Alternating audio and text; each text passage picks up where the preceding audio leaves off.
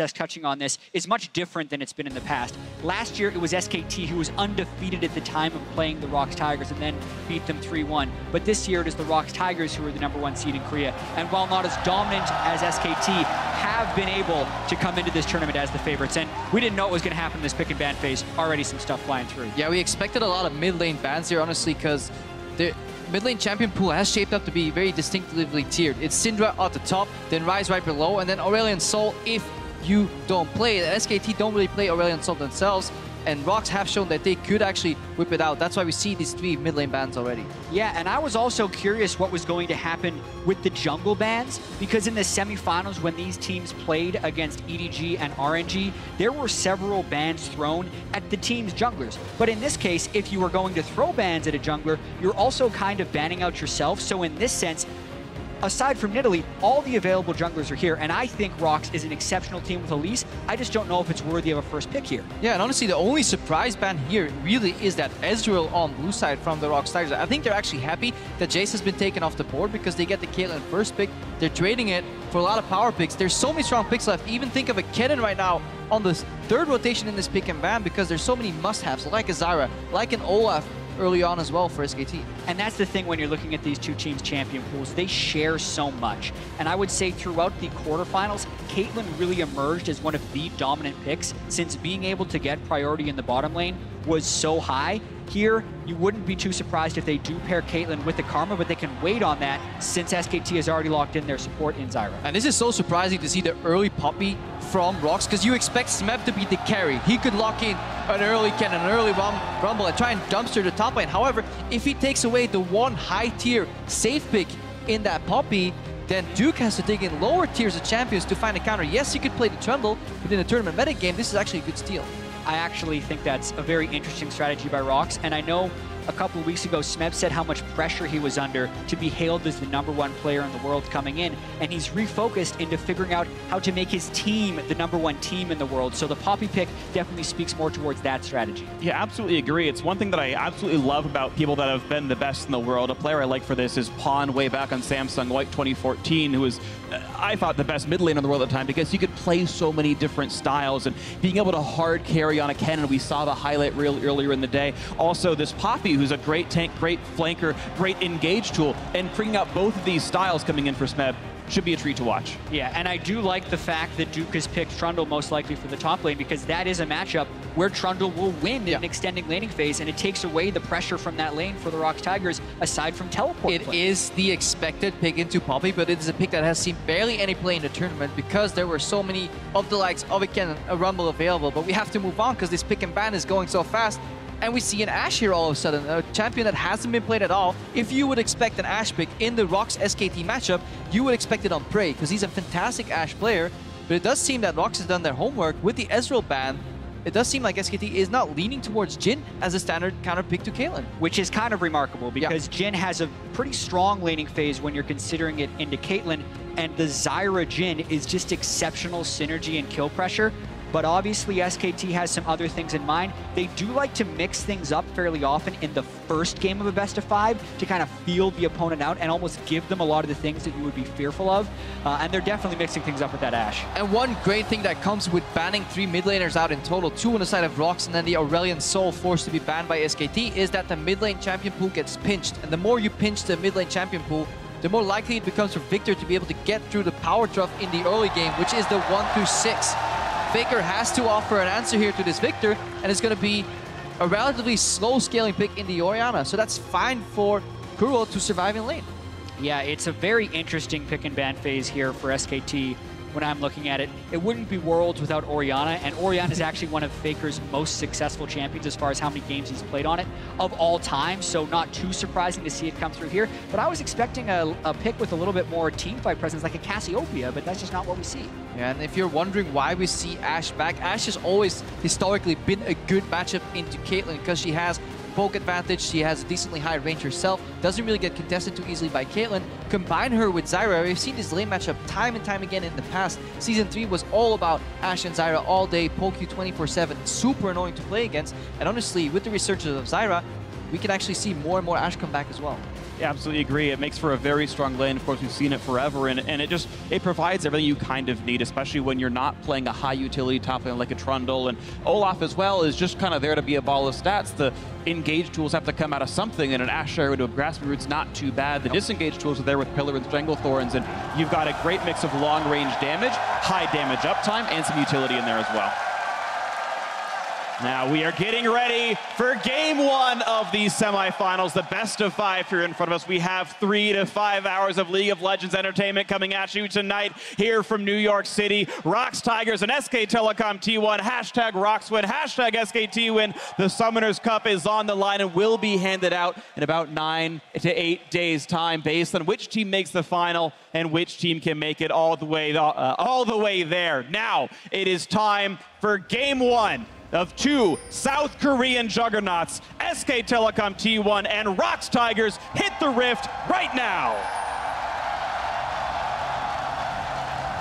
So exciting to finally see this matchup once again. And we always have to talk about the early game, especially in this tournament, and track the junglers early, because that's where the most mind games come in. It's actually been a while since we've gotten to see a good Elise versus Olaf matchup, since we've seen a lot of these things band out against each other. Typically, the Olaf is picked before the Elise, because at a certain point in the game, Olaf can just turn on the ultimate, run and kill Elise. But before the level 6 one comes in, Peanut can be very strong.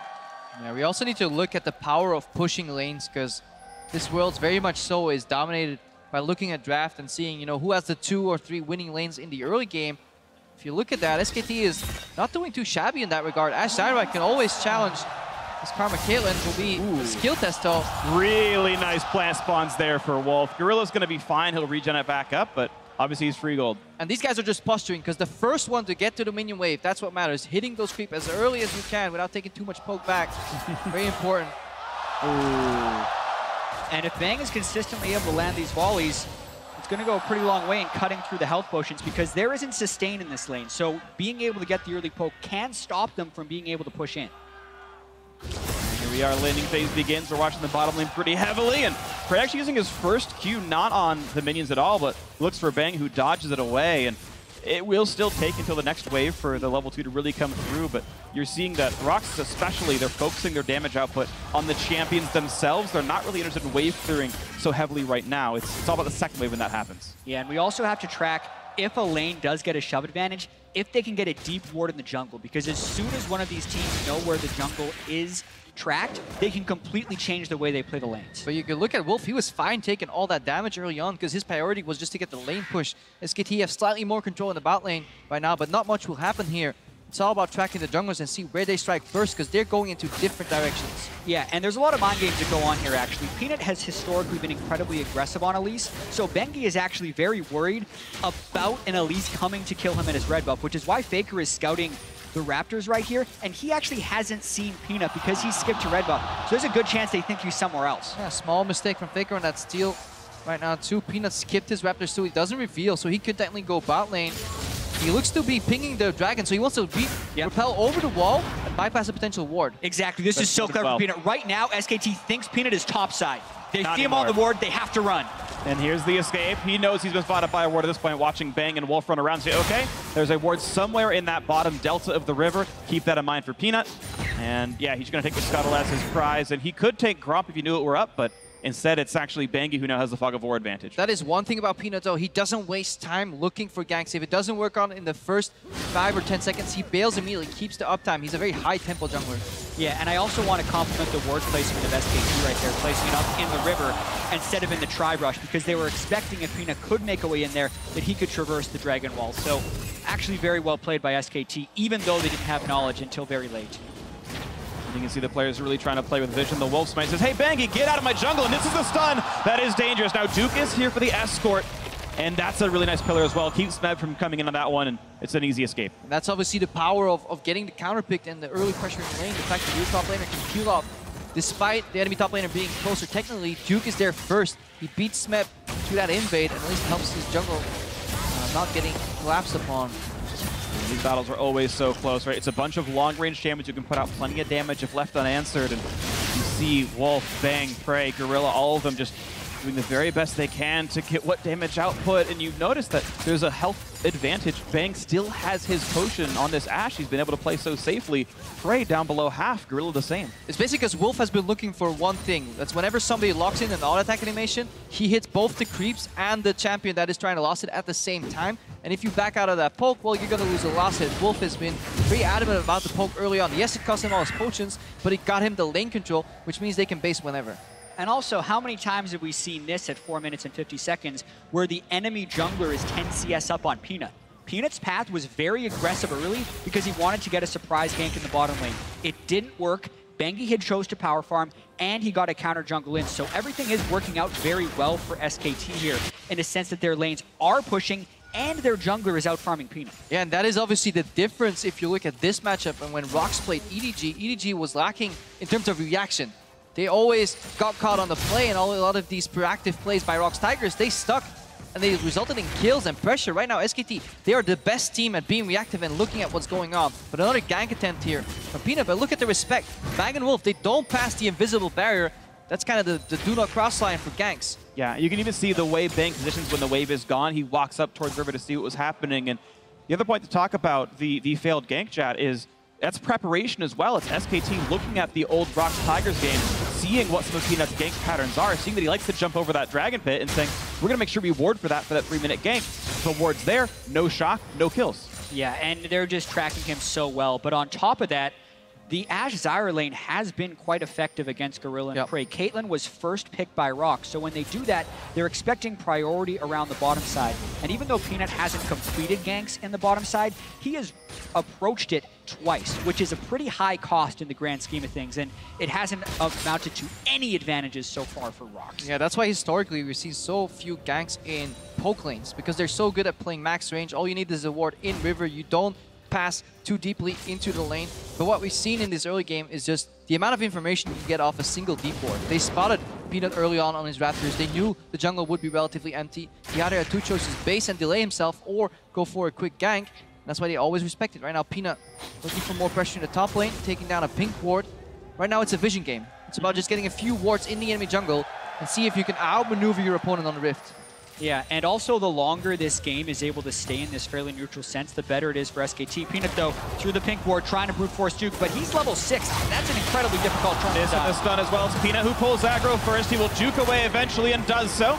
Of course, the King's Tribute is on, but now Kuro's in the mix as well, missing the death ray, but still, he's got the ulti on, and now Duke's gonna run out of help, but he flashed away in time to knock us back by Smeb's ultimate, and Duke will get away with his life, but it does mean a lot of pressure in the top lane, and the turret will lose a lot of health. Yeah, action means reaction right here. The crossmap from SKT, they have Faker in the mid lane who could peel off, but he actually wants to get more CS and chip damage in the mid lane. Faker is 20 CS up in the mid lane already. And for a team that we credit for being so fast, has been a step behind in the early game right here. That gank has to arrive before Duke hits level 6. Otherwise, he can just use the ultimate and absorb 3 people top lane. That gives Benki a bigger lead, it gives Faker a bigger lead, and it gives SKT a nearly 1,000 gold advantage. And you can see SKT trying to play with more than just the gold, but the tempo lead. They took over the bottom jungle. They're fighting for the red buff, and you can see that's going to be the red taken away by Wolf, and Peanut's now got to be a little bit afraid of the fact that everyone's coming by. And that Ashe arrow from Bang could have secured first blood for SKT. Thankfully for ROX, they were able to get away. And that's the thing of going for very telegraphed plays. They come at a cost that you may not see immediately. While that gank was going on in the top lane, we saw an invade in the bottom side of the map. Bengi and Wolf walked in. They placed 3 deep wards, then pressured the bot lane, which meant that there was complete information of what was going on Peanut's red side jungle. The second he came back from that gank, that failed attempt, he walked bot into an ambush, and he felt himself threatened again, continuously under pressure. And this is allowing Bengi to do a lot of work on the map. Who expected Bengi to be doubling Peanut's CS at 8 minutes and 30 seconds? That was unthinkable based on how they've been performing so far in this tournament. It's the power of pre-game preparation. SKT saying, we only need 1 ban in an early round Olaf. We know you'll go Elise, and we know how your release works. We've read this book. We know the story. Page 3 is you gank bottom, and we're ready for it. But it's also the power of in-game adaptation and using a little bit of information and then extrapolating so much more from it. Yeah, it's the biggest thing. Being able to catch that one glimpse of Peanut on the bottom side and realizing that if he was to do that path and sneak past those wards, it must be this way. And therefore, Bengi was immediately able to punish it. It enables the rest of the lanes to play up. And also, Faker being able to stay in lane while Kuro gave that roam gives SKT a lot of winning positions. See that 1,000 gold lead. Bottom still pushing in. Both AD carries got reasonably good recalls. They've actually got practically identical items, but now you're seeing the turret start to take some damage. SKT have the wards they need to feel comfortable now that Peanut's not going to sneak in quite as easily. And that's the thing. Because they were able to get deep wards in the jungle of Peanut, he completely loses the element of surprise. We heard Kobe talking about all the mind games he's able to play. He can only execute those if his team has pressure. That's what's been giving ROX Tigers these amazing games in the LCK, is because so many of their lanes play aggressive, they can take over the map and allow Peanut to run around in secret. But that's not what's happening right now. It's also very dependent on draft. Nobody would have actually predicted there to be a lane that could challenge, I think, a Caitlyn lane in push. After she gets early locked in, this Ashe Zyra is a bit of a surprise here. Because usually Caitlyn Karma should be able to handle the push in most matchups, even if there's a Zyra present. But good by Bang, and he's playing very well on this Ashe, and you've got to give a ton of credit to Wolf as well. The early pick Zyra, we know right now she seems to be the queen of bottom lane supports, and Wolf playing it very acutely. Yeah, and SKT with the Orianna mid and this Ashe Zyra that they're very well practiced on in the bottom lane have two pushing lanes, which allows them to take control of the bottom side of the map. The natural counter to that was what ROX did. They were just a little slow. You send 3 people to the top side and you snowball Smeb. But credit to Duke and the rest of SKT for absorbing that gank and allowing the rest of the map to win early on. And honestly, the fact that Duke survived that meant so much for this game. Again, bot lane vision, we talked about it earlier. We can now start looking at these comps a little bit later as the game obviously slows down. There's a lot of river wards. Junglers are generally tracked. Nobody's going to really overextend. SKT and ROX are both playing a comp that likes playing 4-1, so the winning side lane is so important in that nature. So having a Trundle later on versus the Poppy is super important. Yeah, even if Poppy were to get 20 or 30 CS up on Trundle, by the time the late game hits, Trundle will have that pushing lane. But that's why Smeb's roaming in. Got this coming in, the flash to push him back, but it's not going to be the Cocoon, and the Shockwave buys all the time Faker needs. 1v3, easy escape, 2 summoners down, but he's okay. And that is the second gank that SKT has been able to absorb. 3v1. 3-man ganks are very high rates of success, but they've been able to stop both of them. Yeah, credit to Faker for doing exactly what he needed to do, but we also have to criticize ROX. Usually when you surprise an opponent 3v1, there should be a scenario that leaves your opposing mid lane with 0 escape options, even if it is Faker. I absolutely agree with that one. It almost feels like ROX is playing a little bit jittery. They're trying to make these plays, but SKT is just sitting there. And Bengi needs to be able to take this CS advantage and transition it into a larger lead. So often we see SKT with a 1,000 or 2,000 goal lead and think, the game is over, because they are so good at playing with these leads. We'll see if they can do it against the best opponent in the ROX Tigers. And then we definitely have to track how did they do that. Well, step 1 is obviously whenever somebody reveals himself, deep wards, 2 deep wards in the jungle, pressure in mid. They're not here to kill Kuro, just here to move him away from the turret and keep chipping away. This mid lane turret already so low, 13 minutes in the game. 2 wards in the enemy jungle. SKT continuously playing forward. Against a Victor, no less, who especially once he gets Hex Core upgrades is incredibly difficult to push in towards. Getting 3/4 of that turret now means one small misstep in the mid lane would mean first turret, and they're trying to get that misstep with his Ashe Arrow. Trying to make the steps, not going to land them just yet. ROX able to tiptoe around them without too much problem, but it is Faker pushing up now without any summoner, so a slow and a lot more damage into the evaporation. First blood in for Smeb, and the fight continues. Bangy throws the undertow, but he's running for dear life. Smeb with immaculate timing lands the knock of the follow-throughs there. 2-0 for ROX. And ROX never quit trying to make the play. They consistently sent more and more people at SKT, and even if they failed the first 2 ganks, because SKT wasn't making proactive plays, eventually it worked for the ROX Tigers, and now they have the lead. And this is exactly why ROX Tigers is considered a tournament favorite. They keep the pressure up, even through failure. Look at Faker get so down on nowhere, then bang into the wall. Follow Smeb here as he gets the perfect timing on Bengi out of that Ragnarok. Right now he gets out and he gets knocked up. What a good predict there. And then honestly, they get an elemental fire dragon after it. Infernal goes down and suddenly the game is even again. That's the funny thing though, it's 2 for 0 in kills and the game is only even in gold. SKT have been so good at absorbing the pressure and trying to bring it a little bit later than 2016 ROX is seemingly comfortable with. Another shockwave now into Kuro, half HP on him, the shield's gonna time out and Faker looking for just a little bit more, and he's not quite gonna land it. Nice sidestep getting away from Cocoon, out goes Kuro. You can just tell how good Faker's at sidestepping things. He's moving his mouse so close to his champion model right there. Immediate reaction from Bengi too. He knows the mid laner's out of the fold. Even if that play fails, the goal is just to chunk the enemy mid laner and create pressure on this turret. SKT is attempting to win a war of attrition right here by consistently just getting the lanes pushing. Even though ROX is throwing gank after gank at them, SKT is hoping to take control of the map via their lanes and then have a very solid and structured teamfight composition. Yeah, pressure top lane, bot lane, and in the mid lane. Faker aggressively using his spells just to send Kuro back in the base, allowing for Bengi to move in, leverage that CS advantage.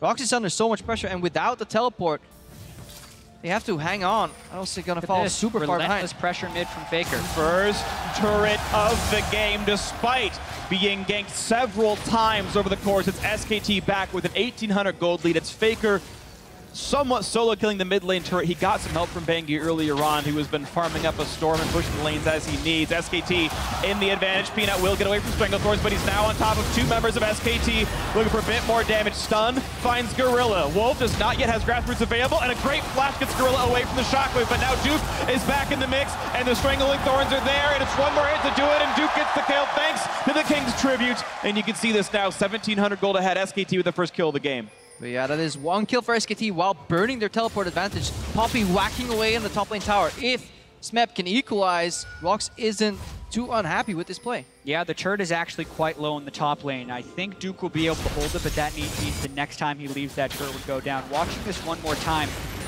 they just catch Peanut on a ward, and it's again because the vision controls are able to start. And they're just challenging it. No people want to challenge for that pixel brush. It is the first step in vision control in the river. Peanut had a really good repel though that he soaked up two ultimates, and Duke comes in swinging, but this is all for support. Two flashes burned right there. Yeah, the timing might work out okay though. Of course, the dragon was killed not terribly long ago, so it's a reasonably long respawn at this point. You can see Duke back in the battle with Smeb. They're equal level. Smeb takes a sidestep to grab the shield, keep himself as healthy as he can, but look at the damage up that Duke can have. Of course, plenty of an 8 sustain on this Trundle. He should be pretty healthy when they fight again. Yeah, he still doesn't have his ultimate though, so he has to be a little bit careful. I think he felt safe aggressing there because Smeb was fairly low on mana, and because he has Bengi waiting behind him. They actually are probably trying to bait a gank of some kind right now. He will be able to sustain up if he gets to stay in the lane, but he was kind of putting himself in a position where the gank would be appealing for Peanut. And look at Faker. He pushes out mid lane, helps his support get vision in that Tribush, killing away the pink wards, then moving out again, back to mid. Push out the lane, deep vision again, rinse and repeat. Keep playing that war of attrition that Jat mentioned until somebody breaks. Yeah, and with the mid lane turret being down, the next turret you would expect would probably be the bottom lane, since that's where SKT has devoted most of their attention this game. And there's also a small synergy we do have to mention with the Olaf. A lot of times you think it's weaker if you don't have the Karma to synergize with it, but I think Orianna is somewhat of an enabler for Olaf, especially in teamfights, to help speed him up even more and make him even more tanky. Definitely agree, and so far it's been so good with Bengi working alongside Faker quite well. SKT have continually tried to find subs for Bengi. Last year it was Tom, this year it was Blank, and in the big important matches, Bengi still seems to show up and play very well right now. In this game, he's doing excellently against arguably the best jungler in the world in Peanut. So far, Bengi's been great, and it is still SK Telecom T1 holding a solid lead in this one, 1,800 up. Yeah, solid lead. Let's follow how they extend that lead, how they close out the game. SKT very often praised as a team that you cannot give a lead too early. They started with vision on both sides of mid lane. They lost track of Kuro for a second though. Looking to use that spare time to equalize the turret lead here. Yeah, this is interesting. They're going to hope to push him off the turret right here. He would have ultimate, which would make him hard to dive, but with the turret gone, they don't have to worry about it. That was never meant to kill. It was a very strong roam. And even some of the plays from Kuro, you saw him waiting in the Tribush a little bit longer. I think they might have been baiting some kind of gank defense. Maybe Bengi shows up there to defend that turret for a bit, and they say, surprise, 2-on-2, we'll kill you anyway. Looks okay. But this is also where SKT has been devoting their attention, down the bottom lane. Bengi trying to go at Peanut, but Gorilla roams in. Faker's coming though. They know Faker's there somewhere. That's why they're not committing to this play. Again, action means reaction. Kuro moves top, which means SKT moving the bot side jungle. ROX and Peanut in particular are doing their damn best to keep the vision out as best as they can, because they need control of their own jungle first, because then they can move to proactive plays. Getting rid of Bengi's Ghost is actually very important as well. And ROX are also trying their best not to get pushed in the bottom side. Note the very early QSS on Frey, because the Ash Arrow would be what SKT would try and set up a kill with. They're actually positioning Frey in front of Gorilla, meaning he would be the Ash Arrow target. If it happens, he would QSS, get sped up, and be completely safe. Yeah, it's very interesting watching how all the plays happen as well. Even thinking about the action to reaction, the top lane gank and the bottom lane jungle control that was coming in. ROX were able to time that push while the red buff was still not being taken, but hold on, it's Gorilla. A nice flash by Wolf getting away from Peanut's cocoon. That could have been death for him. Also, Drake's would have been aggroed and Bengi is on it. But this is another play from SKT where the goal is not to kill, it is just to wound. Get them low enough on HP, get them out of the area, and hopefully force and rush an objective right here. But SKT decide to turn. Oh, Peanut jumps in! He's in a pretty dangerous spot, stuns up in a bang, but now getting chased down by Bengi. This could be enough damage to trade one back, and they will find the ROX Tigers jungler. Now it's Duke running for a Shockwave, not quite gonna land. They're missing plenty of CC, but it's still 2 kills picked up, and Duke is just too tanky. Smeb is now alone under the turret, will be running out of health, and it's Kuro to try to save the fight. Looks for Faker, does turn around 1, and Smeb will not be killed off. It's a 2 for 3. ROX finding a couple of kills to get again. Kuro nearly finds a third as well, but that turret has fallen down. It's still a positive play for SKT. And it was looking so much better for SKT until the tail end of that fight where they overchase and give Smeb 2 kills. As Krepo was talking about, the wounds eventually accumulated into some kills. Bad repel there by Peanut. Yeah, bad repel, he's too far up. We just see misalignment within the ROX squad. Look how far Kuro is away, because he was dealing with that mid wave that Faker had already pushed up. If SKT retreat by here, they win out so big, but Kuro, luckily for ROX, on the back end, deals so much damage. Right there, they were caught trying to kill Smeb with the turret, and they weren't actually tracking Kuro's roam, thinking the fight was completely won because they had obliterated the first 3 so quickly. But Kuro definitely showing some strength on Victor. Nice flash to get the flashes out of Bang and Duke. But another play in this game that shows you the value of lane priority, which means whoever pushes first gets to make the first action, leave the lane and do something. Right now, ROX, they don't want to play the pushing game anymore. That's why they just group as 5. And even though they're down 2,000 gold, the second Infernal is so important. Ultimate's just now coming up for SKT. We're going to see a fight. Duke in a good position, but Gorilla caught in the front, gets okay behind the wall. Now the re-engagement of Bengi popping his ultimate, 1,800 health on the Drake, and Peanut is still taking it. And then Smeb takes an arrow to the face of the shutdown in favor of Bang. He's got it! Peanut lands the smite, so it is a loss. Oh, who warded that? Why would you? Wolf gives Peanut the escape by warding over the wall. And Peanut had maybe 0.5 seconds to click there. He was spamming over the wall, hoping somebody for dear life would place a ward. There is an opportunity of counter Baron though. Smeb is dead. Peanut is chunked here. There is vision. Maybe they can use it as a bait. Zyra does help take the Baron, but they got to be careful, especially if both goes down. Also gives 300 gold to Kuro. I mean, this is such a fast-paced game. It's so hard to catch up and actually analyze everything that's happening because both these teams are reacting so well to the state of the game. Exactly, and getting the double Infernal Drake is just enough to keep ROX in the game. Oh, mid laners assassinating supports. What is this, 2013? Yeah, supports It's Orianna, Ashe Zyra bottom lane. It's definitely 2013. Korean mid laners punishing supports for overextending. Definitely 2014. Watching this one more time. Yeah, this was so interesting because Peanut was stuck in the Drake pit right here. So SKT actually could have just run down for Peanut, and Faker was actually hoping that ROX followed in so he could get a shockwave. Yeah, because he was stuck behind the trap wall there. Faker was trying to zone from behind the traps. He received the ward again. Good reaction from Peanut, honestly, going for that. But Faker was kind of stuck in the zone himself. He didn't want to walk in the trap because he could get one shot right there, but he was offering offensive pressure with that ultimate at the same time. Yeah, and you also... I understand what Wolf was thinking by warding over the wall there. He's thinking there's 4 people on ROX over there. We could maybe kill them over the wall with Orianna. Let's just see them. But it completely gave Peanut the way out. Slow into Kuro. Root's not quite going to land. Wolf might not have been able to land that regardless of how he aimed. Bengi actually losing the Banshee's Veil, getting tagged up. And you see Kuro's already finished his Hex Core, and the W stun is even better now. It sucks them all into the middle. But we're approaching the point of the game where the Trundle will get much farther ahead of the Puppey than he used to do historically due to the changes on Quicksilver as well. You can no longer just get rid of that Trundle ultimate, meaning if it all goes to an all-in, Puppey is destined to lose.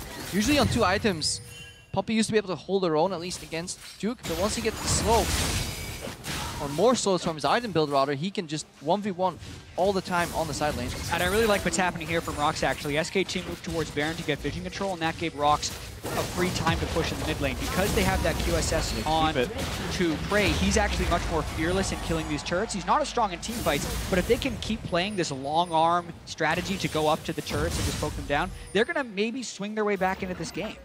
And what's really important is what ROX Tigers have done up until the point where Duke eventually does outscale Smeb, because even if this Poppy is squishy, the utility is always there, and so the finesse of navigating the fights properly can still help ROX Tigers. And the biggest thing we have to track in the mid game here is farm distribution, because many of these teams were playing 1-3-1 throughout the entirety of the season. It's very easy. Your mid laner moves to the side lane eventually, your AD carry goes mid, but when you're playing with a Victor and an Orianna, both these champions like being mid in the mid game as well, which means they're contesting their AD carries for a farm, or they're playing in a suboptimal lane on the top lane. That's why we see a Victor Orianna top. This is a site we haven't seen in absolute ages, and it's very delicate and much different to play. It requires good adaptation for the teams. Exactly, especially because they're down some summoners right now, so they're kind of just waiting for the team to roam up there, and then they'd be able to turn a positive play. I actually think it was very dangerous for Faker to be up there, since he didn't actually have a turret behind him and they had very poor vision control. That's why he's pulling back right now. And that's exactly why these champions just love the safety of the mid lane, but you can't leave an Ashe or a Caitlyn on the side lane either. It's even worse for them. Yeah, not with a melee, without a melee support to potentially protect them. These range supports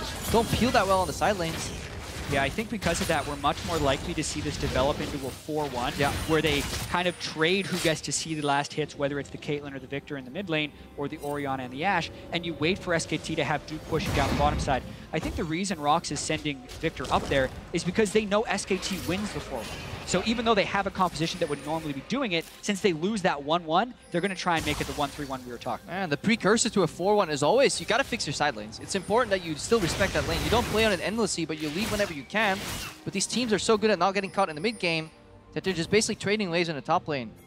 It's one of the few lanes where you want to be catching instead of pushing right now. Look at Kuro. He wants to receive this as close to his turret as he can because he can get picked out. So at this stage of the game, it's honestly important to track the wards and the teleports. Both Smeb and Duke can suddenly surprise the opposing team if one deep ward gets snuck into the jungle. Absolutely. The ganking from Smeb and Peanut is huge in Fog of War, whereas SKT wants to try and land an Ashe Arrow for a pick, because the pick at this point either gives you Baron or that third Infernal Drake that's about to spawn. That could be a very important thing to watch for. It's only 1 minute away, but Krepo, you mentioned the ward control and playing for that as well as the waves. Well, look at what's happening. SKT pushing in mid first, easily pushing in bottom first as well, so this bottom jungle's lit up red pretty easily, and the top river's also mostly SKT controlled. So in all these fronts, SKT are ahead on the play. Yeah, it's because they're leaning both on their draft, which got them the favorable side lane, but also on the early game, which got them the gold lead and the control of the game here. That's why it's going to be so hard for ROX to fight their way out. The fact that they managed to get both those Infernals is honestly a feat of strength here, and this is why we can't underestimate ROX. Any other team, I'd say, you know what, SKT is probably going to choke out eventually, but ROX Tigers have shown that they don't care.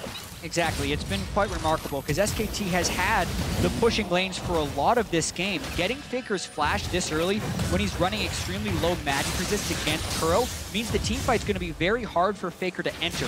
And I definitely think we're seeing a teamfight around this third Infernal Drake if SKT decides to go for it. If not, that's ridiculous. 24% attack damage and ability power is almost a win.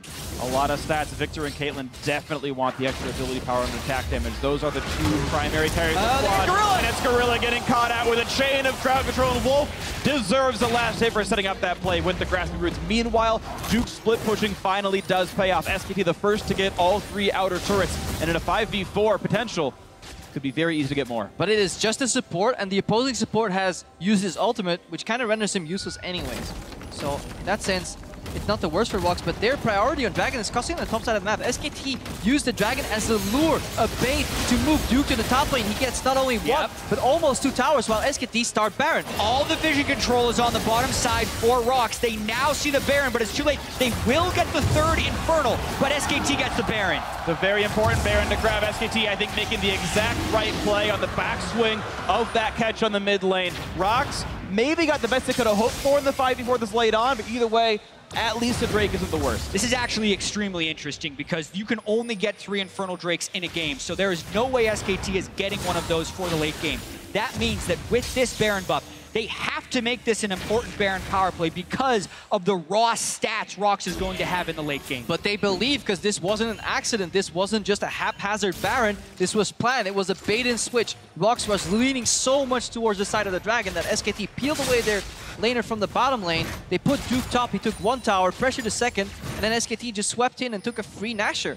Just in that microcosm, sorry, Freak right there. No, it's okay. The 8% bonus versus the Baron buff is definitely worth it. The Baron buff is absolutely better. These minions are going to be huge. And look at the power spikes they've got. Bang is on 80% crit chance. Faker's got a death cap and a void staff. The two major carries here, the mid lane and AD carry for SKT, are super huge right now. Plus Baron pushing, they can get so much. I agree that they can make good use of this, but it is actually very out of character for SKT to put themselves on a clock, because they now have to make use of this Baron buff. They can't be as reactive as they would want to be. Yes, they have the item power spikes, but we're about to see SKT go for something big. It was both a decision and a reaction because they already gave away 2 Infernals in a sense. But looking at what this Baron buff does for them, they can finally commit to this 4-1 style because the minions will stay alive long enough so that ROX can't instantly wave clear them. Victor, fantastic at wave clearing versus non-Baron buff creeps. Right now, the siege can continue. Look at the pressure. And let's not forget that SKT are sitting on a solid 7,000 gold at this point. They had been routinely out-farming, out-killing turrets. Of course, the Baron and the 2 subsequent turrets help as well. No surprise here, but it's SKT. Even once this all times out, Elder Dragons are nice, but 7,000 gold is better than 3 Elder Dragons. When this all does reset, SKT looking great right now, looking to siege top lane inhibitor. Yeah, ROX, though, has pretty solid wave clear with the Hurricane, Caitlyn, and the Victor, so until Duke gets some super minions on other turrets, they're not going to be able to break that inhibitor wall. They will seem like they're going to be able to get up to 6 turrets to 2, though. Looking pretty easy. I don't want to say easy, but looking pretty controlled for SKT right now. Duke, though, does catch a stun, but is there much else that ROX can do? Duke turns back around to fight Smeb because the rest of SKT is still just pressuring. That mid lane turret is so low, and here's the attack from top. Yeah, Bang just scribbling away at the turret here next to the traps. Watch him go into fog of war every time and threaten with the arrow as well. At every single moment, ROX Tigers have to be careful from just an enchantment crystal arrow flying across the map. That's going to be at the 6th turret. So 3 turrets taken with the Baron. The gold lead now, almost 9,000 this one. Also, 30 seconds still on the reset, plus whatever either Bangi or Faker has with the extended duration afterwards to get another full minion wave of Baron buff. Yeah, specifically, we can track this Baron power play now. 4,300 gold, as well as the map pressure of the turrets, is the cost that SKT paid to essentially concede the 3rd Infernal Drake, because they, with the support kill and the pushing top lane, I think could have powered their way into an Infernal Drake, but then would have had to delay the Baron.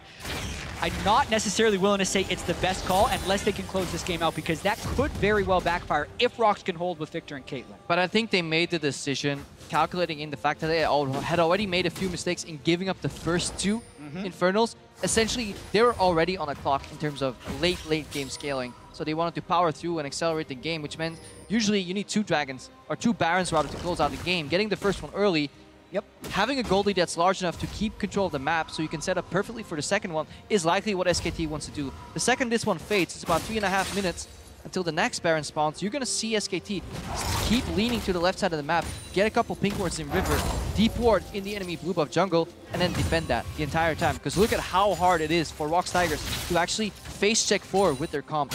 Yeah, exactly. That's also because SKT is running a pick composition with Desire and the Ashe. So even if ROX has a triple Infernal Drake in a super late game situation, if SKT can maintain map control, I think they try and avoid fighting clean 5v5s and only get picked. Because with triple Infernal Drake, you don't want to face a team straight up 5v5, but they will have the gold lead regardless. They're going to have the slow on the Smeb, who tackles in towards Bangi, but is now running out of life rapidly down below 1,000. The knockup is there, and the final blow comes through. Bangi gets the kill. Yet the pick comes through. They didn't even need Ashe for it. It's up to Kuro playing a bit of wave clear, and looks like all is well. And SKT almost 10k ahead now. And SKT's happy. They can keep the map tiny. They can play the game on 2 lanes, making it very easy to play 4-1. Keep the vision in between. Choke out ROX. You don't need sweepers if you have time. If they don't put a ward there for 3 minutes, you can just keep choking out the vision. Meanwhile, you challenge base. You don't have to, but it's an added bonus here for making that pick for SKT.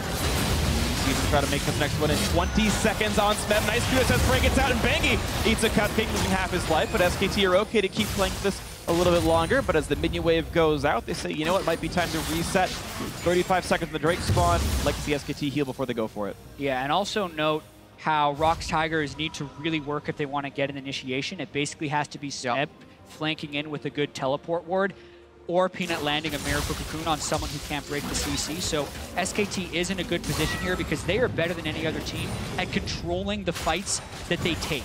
And compositionally, they're set up to do that as well. And ROX is in such a tricky position because they don't really want to move to that bot lane. They don't want to push it out far enough to add pressure. Any wave they push will bounce on that tier 1 turret. If they send Smeb to the bot lane, the remaining 4 members are so easily picked off, you know, by those champions that you guys mentioned earlier, you know, just an Ash Arrow on a non-QSS target. I think that's going to be a pick, but look at here. They're moving into the enemy jungle here. Might be able to surprise Kuro, but he at least has some wards. Yeah, ROX at least gets to realize that those wards are dying, so they're aware there's someone of the sweeper running through their bottom jungle rampantly.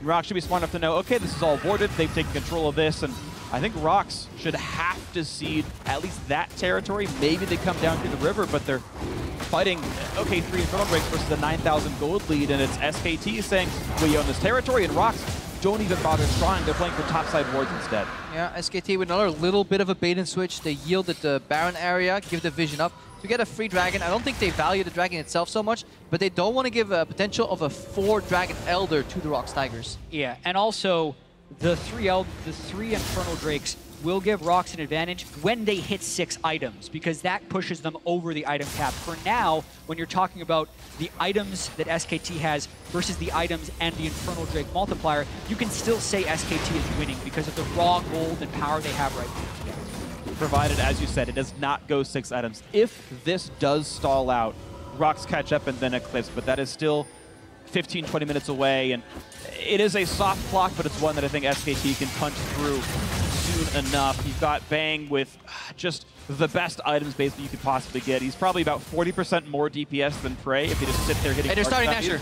And it's ROX hoping for a miracle play. Look at what a rush on Baron. SKT are pretty far. You will have Duke coming in from the flank, but there's no steal in range. The arrow lands, and it's secure by Peanut. Now the 5-on-5. Bangy comes in, down to half HP, and it's going to be Duke kicked right back out. And ROX get away clean with the Baron. ROX is so smart as a team. SKT was so confident of their vision control, they lost track of Baron for a second. ROX immediately punish. And when you get the Baron as a team that is behind, you usually freeze the game, which is exactly what ROX want to do right now. Ridiculous that SKT had the gap in vision at Baron, recalled, and ROX knew exactly when to rush. You could see how much it means for the game that Faker is camping in a brush, looking for a random pickoff, building or relying on the overconfidence of ROX, but ROX is playing so clean. And again, this is back going to their roots. Historically, what was their major strength at the time? It was going back in a game where they was initially a little bit behind and then fighting their way out with super clean macro. It was only this year that they become a super strong early game proactive team, but they definitely have that history left in them. Sure, 80% of that lineup is still that same late game team. All that sort of elder experiences there. It all came from the Cloud Break that SKT took. ROX said, we're not going to fight you. We're going to play top lane river control, top jungle control. We're going to get the wards. And as soon as SKT resets, they say, but we have ward control. And ROX execute so beautifully. They had a 20-second window, and they went right through it. Now it's ROX Tigers saying, what gold can we get back? There's still an outer turret to take in the bottom lane, but they're saying, no, it's top jungle that we want. Red buff is spawning. Can they fight for it as Bengi aggro's it? And late game, it's all about dodging damage in these team fights. The one weakness to Orianna is the fact that her ulti is flashable. So Faker will have a much harder time dealing continuous damage in these fights compared to Kuro, who can definitely surprise people with a quick ultimate. And especially with the pace of this game right now, only being 5 kills to 8, the frequency of the big team fights is low, which makes the flashes be off cooldown when a fight does happen. So it makes ROX, it gives them the ability to outplay and potentially still win this game. Definitely want to go back to that point that was mentioned earlier about the early QSS of Prey. It really has shaped ROX to play a much different way, with Prey honestly playing borderline confident. No QSS on Smeb though, but he can just dodge it. Bang actually lodges it, and it's Bang running out of health, but now look at that. It's just too much damage to deal with. Smeb's trying to run away with his life, and he will do so. I think actually it was Duke's pillar that might have gotten him away from the Enchanter Crystal there, but with team members up top lane, it's a great repel out from Peanut, and that's going to be a turret going down. Bangy, then a half HP, and Wolf got slowed by the Chaos Storm, which means a flash out of the SKT support. And who needs flash the shockwave when you can just repel it if you're Peanut? That was a really great play. It means SKT has less threat to push them off turret. They burn the Trundle ultimate and the Ash Arrow, so ROX can push with impunity for the next few seconds. Get a little bit more out of it. That bottom lane wave is there. It will go down with no champions nearby. The local gold goes to waste, but they can still just try to group back up on bot lane tier 2. Hey, how convenient the blue buff spawned as well. Let's take that away from Faker. Kuro is running out of mana. He's going to be full enough by the time the team fight comes around. And what a game. We saw initial 2 plays fumbled by ROX Tigers. They made their way back in. They got an Infernal Dragon. SKT took control again, had a good river fight. ROX took another Infernal Dragon. SKT made a great play, getting Baron. Well, ROX took another Infernal Dragon, and suddenly, at the end, turned it all upside down with that genius Baron call. What a game. Exactly, which is also why I was saying it is out of character for SKT to put themselves on a clock like that. Even though it did put them in a position where they could make the plays to win the game, if ROX makes a play, suddenly they would have the advantage. Smeb tried to teleport in. They're not quite going to get much for it. The home guard was there to tackle a minion to get a bit closer, but couldn't quite find his target. But the funny thing is, it was SKT getting a Baron for an Infernal Drake. ROX got Baron for a Cloud Drake. Everyone outside North America, you never make that trade. Who gets Cloud Drakes? And that's the world we live in now. And we mentioned, if the gold gets closer, ROX outscales with the Infernals. Well, that's starting to happen. The gold only 6K apart, and that's actually manageable at this point. Frey finally got 80% crit. He's basically online as far as Caitlyn goes. In fact, item for item, he's currently tied with Bang until Bang actually completes the Quicksilver Sash into Mercurial Scimitar. And mid laners are close too. Now, both these teams are honestly getting into super late game mode. And their compositions get rewarded for kiting as well. Ashe, Zyra, Orianna, they all want to run backwards, just like Duke has to kind of run away. But look at it, bottom right there, there's Smeb flanking. So it might be a flash force here on Duke. Gets a slow, gets a little bit done, but now it's going to be maybe part of a re-engage, because look at this mid lane. It's SKT saying, you went top, we're going to go mid in there first. Yeah, they know how long it takes to kill Duke, and they do not want to open up their inhibitors to a team that can split push and pick the way SKT can. Elder's spawning, but instead of going for the Elder, SKT are going for the fake out, and they're running bot here. ROX Tigers expected this to be just Faker, but as they move towards the bottom lane, they may get surprised here by a pickoff. They have to go the safe route.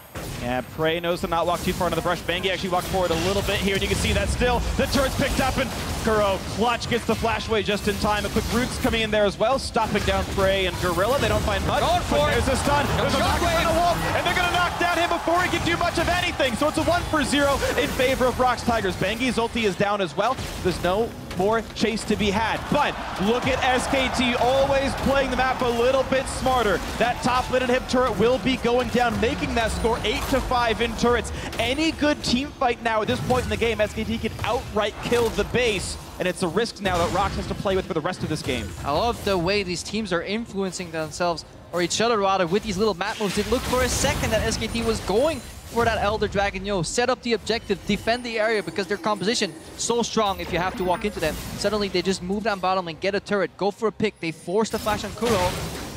ROX react, but they lose their top lane tower. SKT is playing the map on so many places at once. ROX, they find strength in numbers. They want to strike together. Surprise with a good engage. Duke is a monstrous split pusher. They now have inhibitors open. The game is truly on a knife's edge because of the duration of death timers 42 minutes in, the power of the buffs that are about to spawn with the Elder Drake being alive and with Baron in 34 seconds.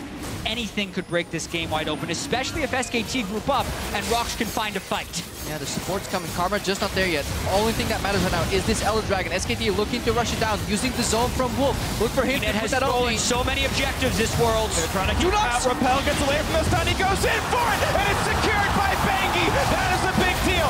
SKT, shockwave, a shutdown. They've got 3 already. They're looking to kill absolutely everybody. ROX Tigers getting wiped off the face of the map. Smeb the only one alive. SKT burns Kuro's flash in a previous fight. Faker gets him the next time. Bengi is clutch with the smite in the jungle, and that's most likely the game for SKT. Yeah, ROX get lured into the trap. They tunnel so hard into the objective that they forget that they're running into an Orianna treadle comp. Once near the pillar, it was the perfect ultimate from Faker, and that's it for SKT. They get the kill, they get the objective, and they run down the mid lane. And poor Smeb can't do anything. The recall is stopped. SK Telecom T1 are a third of the way there as they take game 1 over ROX Tigers, looking to make it to the finals. And what a way to start this series. A very back and forth game interesting trades. A triple Infernal Drake team loses the game because SKT was maneuvering them around the map, making them late to fights time and time again. And finally, after so many missed or flash shockwaves, Faker lands one and the game is over. And it was really beautiful. So many clutch points where the right decision had to be made. And that's not always the case that it was. I think there were some trades opted into that maybe could have been chosen differently. But either way, we had an amazing game, 42.5 minutes in length, where you had ROX Tigers fighting through a gold deficit almost the entire time. From the laning phase, Bangi was always half SKT's gold lead by getting all the farm that Peanut wasn't getting because Peanut's ganks weren't landing. You had just general laning phase leads from Faker. He was up 20 about 10 minutes in, knocked down the first turret as well, practically solo. And this was this slow, methodical control. SKT kept getting farther and farther ahead. ROX were tacking on some objectives, and they had the one good comeback, but this was SKT, in a way, playing many of the elements of their game, saying we're going to stay in control the whole time, and largely they were. Yeah, but we have to question Peanut's early jungle pathing. They're going for an early gank bot lane when River is usually warded, whether you're Elise or not. Then the second phase where they all three went mid failed as well. This is ROX Tigers looking very jittery on stage. Maybe the game one warm-up combined with the fact that they had mini comebacks within the game will make for a much better early game for them in game two. I can easily see them sweeping the early game and taking the tie, honestly. Absolutely. I think it's going to be an incredibly close series. That was only game one of maybe up to 5. It's going to be beautiful. Stick with it. But for now, let's toss it down to the analysts to break that one a little bit more. Thank you very much, Freak. And gentlemen, it looks like we are in for quite the series, given the way that it just started there. Back and forth and coming down to the wire there with SKT edging out ROX Tigers. Yeah, that's why I'm like, honestly, it's great to cheer for your teams in your region, but cheer for great League of Legends. That's what we got in this game right here with ROX Tigers and SKT, like the highest level possible. That ward over the back of the I don't know about the highest. Okay, close to the highest level. It was game one. They were a little bit nervous, maybe. And while Cloud9 didn't make it to the semifinals, there was a bit of Cloud9 flavor about what SKT were piloting in the bot lane. So before the tournament, when I asked about Ashe, because of course Ashe saw some nerfs just between patches, between playoffs and now, people said you can play it in one scenario. It's kind of decent against Caitlyn. And what we saw here was the Ashe Zyra that Cloud9 were famous for running way back in Season 3 when they came to the LCS. And it actually halved lane against a Caitlyn lane, Caitlyn Karma, which has a very big pushing power most of the time. And I think it's notable because suddenly, now that they've shown something that actually does quite well against the Caitlyn first pick that we saw this series, that we saw a lot recently, might be called into question. Exactly. That other form of engage is going to be really important. If the games are going this long, one of those catches does determine the entire thing. And you're talking about Prey can play it also. You know, if Ben can play it, then Prey can also play it. Definitely so. Definitely so. So then, of course, I want to push us into the game here because we've got a few replays to roll through. We talked earlier about ROX Tigers being a very early game-focused team, having that high bloodiness statistic. Of course, the first kills didn't come in until 12:30 into the game on a turnaround by the ROX Tigers. Yeah, so this is a really good TP from Smeb. It's a follow-up from a gank they had just earlier where they forced the summoners away from Faker, and that's why it's so important to always, you know, re-gank. The timing on this ulti here from Smeb as well, just when Olaf ulti runs out, it is perfect. But before this, we saw that gank in mid lane fail. We saw the dive top lane as well, where a lot of skill shots were missed left and right by ROX Tigers.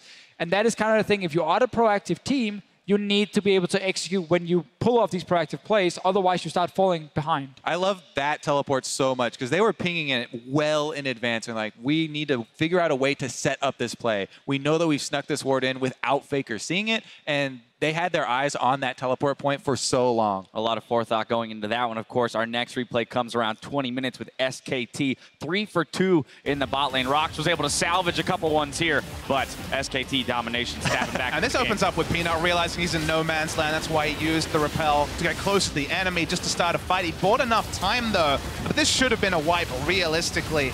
The shockwave missing onto Bray, walking back. At this point, you're like, could have been 4-0. Faker goes for the exclamation point, but Kuro with the ghost kind of saved the whole situation for ROX. And I love what Kuro does there, too. He cuts them in half, so they separate the two members. They're able to clean them up, and ROX gain, you know, some kills back out of what could have been a disaster. We've seen plays like that during the entire game. Like, if that is a clean SKT dive, then get all the kills plus the turret, that is something we've seen them snowball all the way to victory. Yeah, and if we go just like slightly back before the play happened, obviously SKT can chase and dive on the tower because Faker can move first. And that's kind of the big story of the early game.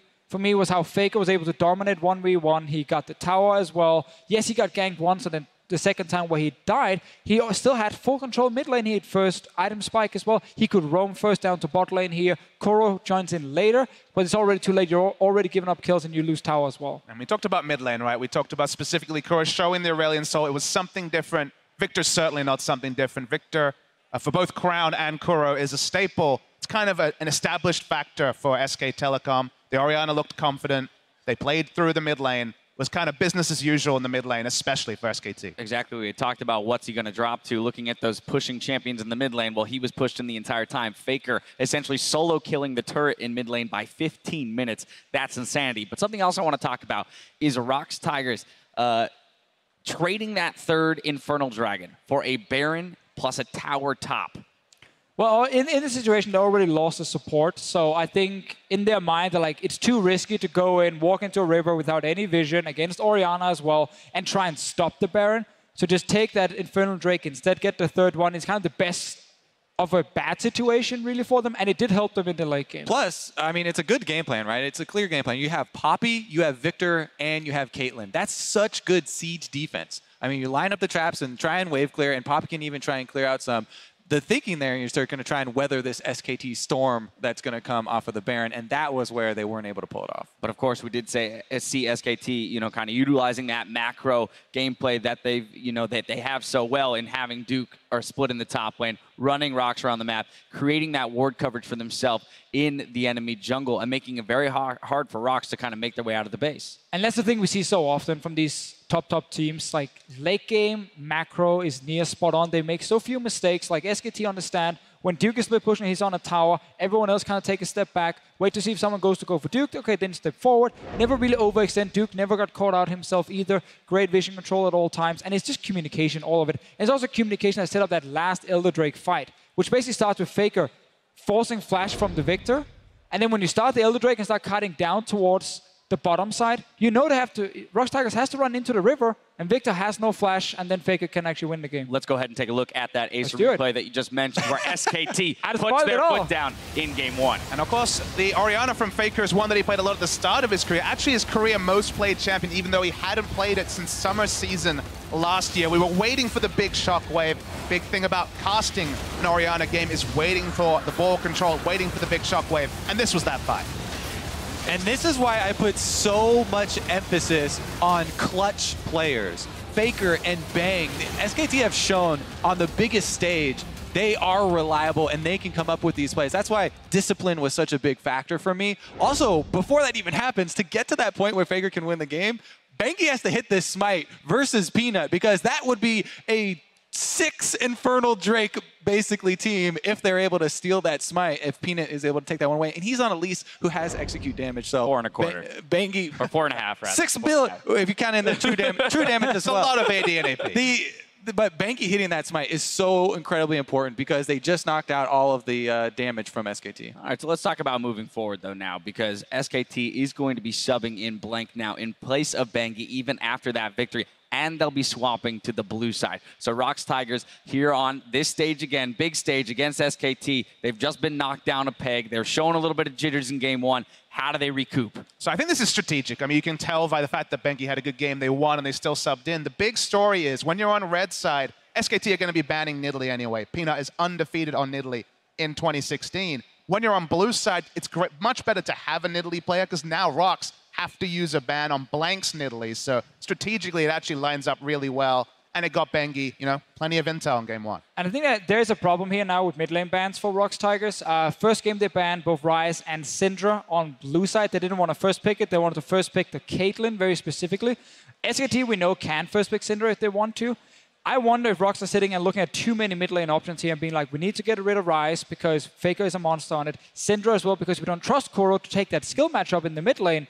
And then, of course, the Nidalee you mentioned. That might just be the 3 bans locked in already. And then SKT will have a lot of options. Either if they want to go Caitlyn, which they probably won't. Now we've seen Ashe come in against it, but you can go for your preferred jungle choice for Blank as an option, or maybe the best top lane available like Jace. Zyra, I think, is going to be extremely important as well moving forward, as you're talking about the ADs for the bottom lane. The supports determine so much of those matchups. All right, well, just a few thoughts on what ROX can do to stab back here in Game 2. Worlds 2016 continues in just a few minutes, but before we go, we all know the pain of watching a win slip away on the Rift. And in this series, 5 League legends share their strategies for turning the game around. They are playmakers.